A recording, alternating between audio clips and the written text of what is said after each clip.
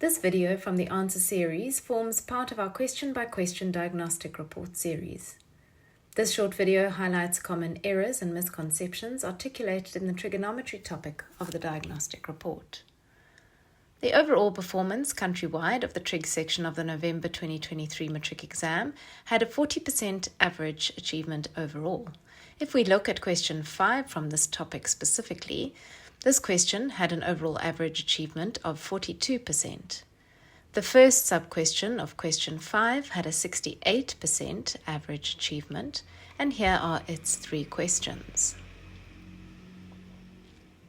This style question requires a sketch, as you will see here in the memo, and you may want to pause the video here to take a longer look at these solutions. The common errors and misconceptions laid out by the diagnostic report for these first 2 questions are that many candidates were unable to identify the quadrant correctly and therefore used x equals plus 2 root 2 instead of x equals minus 2 root 2 throughout question 5.1. Also, some candidates ignored the instruction to not use a calculator and gave decimal answers to the trigonometric ratios. They were penalized for this.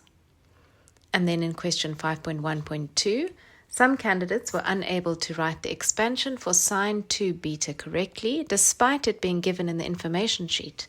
Instead, they incorrectly wrote the expansion for sine 2 beta as 2 sine beta.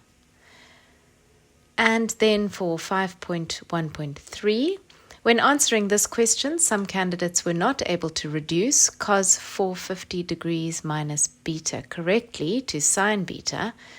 That is, they were unable to deal correctly with an angle greater than 360 degrees as well as a co-ratio. A common incorrect response that showed a lack of understanding of compound angles was splitting cos of 450 minus beta into cos of 450 minus cos of beta, and then simplifying this. Moving on to question 5.2, it had 3 parts based on the given expression. Here is the memo for these 3 sub-questions. You can pause to take a moment here if you wish.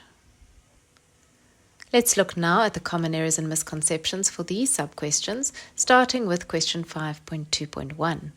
This question was poorly answered by many candidates as they failed to realize that the numerator of the expression could be factorized. Some candidates flouted a very basic rule of algebra by cancelling terms of an expression. Although these candidates arrived at the correct answer, they were not awarded any marks. Instead, they should have factorized the numerator and then cancelled factors as shown here. Moving on to comments for question 5.2.2. In this question, many candidates left their answers as a general solution instead of the specific solution in the given interval. Also, some candidates included the reference angle of 90 degrees as a solution. And then many candidates did not respond to question 5.2.3 because they could not link the given expression to the sine graph.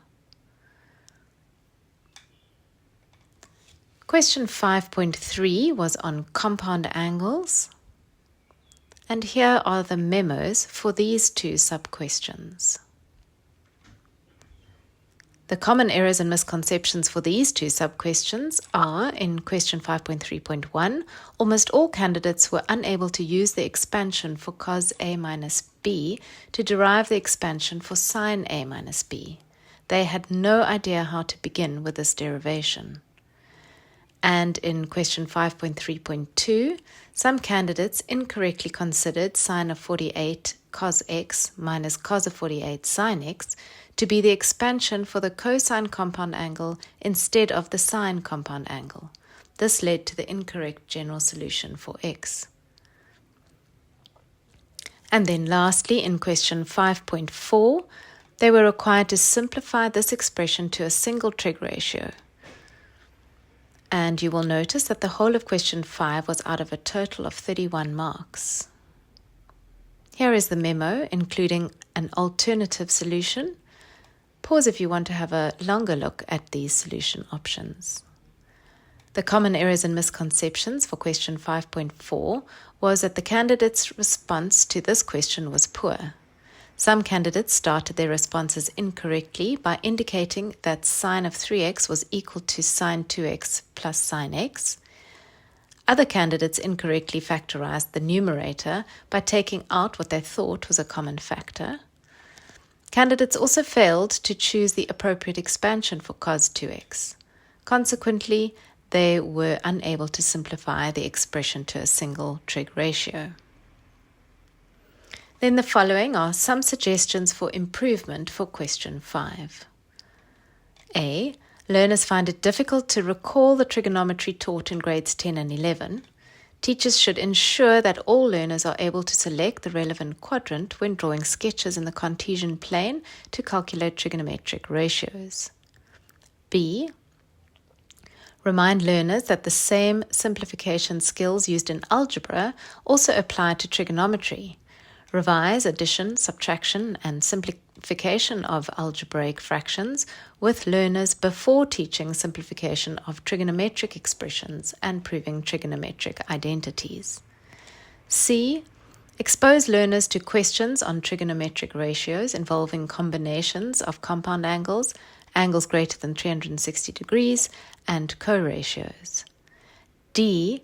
Learners should be encouraged to use sketch graphs of sin x and cos x when solving equations where either of these ratios is equal to 1, 0, or minus 1. And E.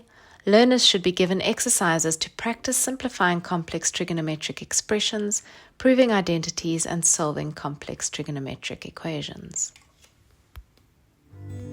If you found this video useful, give it a like and subscribe to our channel so you don't miss any new episodes.